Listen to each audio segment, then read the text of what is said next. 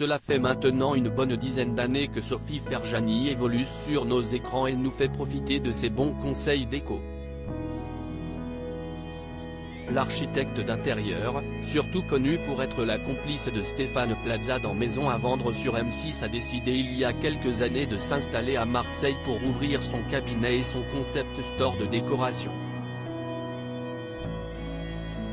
Un projet professionnel qui a bouleversé la vie son mari Balig et de leurs 3 fils Achille, 15 ans, Gabriel, 10 ans, et Célestin, 6 ans. Et ils ont eu raison de lui faire confiance puisque la famille a trouvé dans le sud son nid douillet. En effet, Sophie Ferjani avait à cœur d'accomplir un rêve, celui de trouver la parfaite maison. Si est au bout de 2 ans de recherche qu'elle est tombée sur cette villa du 19e siècle, nichée sur les hauteurs de la cité phocéenne, près de l'Estac. La vue sur la mer Méditerranée y est tout simplement époustouflante et le calme qui y règne est des plus sereins. Un cadre idyllique qui n'attirait pourtant pas les foules. Il faut dire que la bâtisse d'époque semblait avoir été laissée à l'abandon et peinait à trouver un acquéreur. Mais là où beaucoup y voyaient un gouffre de travaux, Sophie Ferjani, elle, avait bien remarqué son fort potentiel et n'avait pas peur du challenge.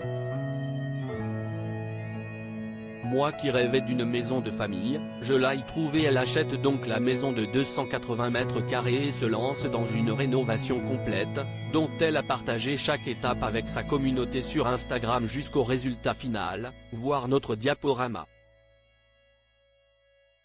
Je me suis renseigné sur son histoire, son passé.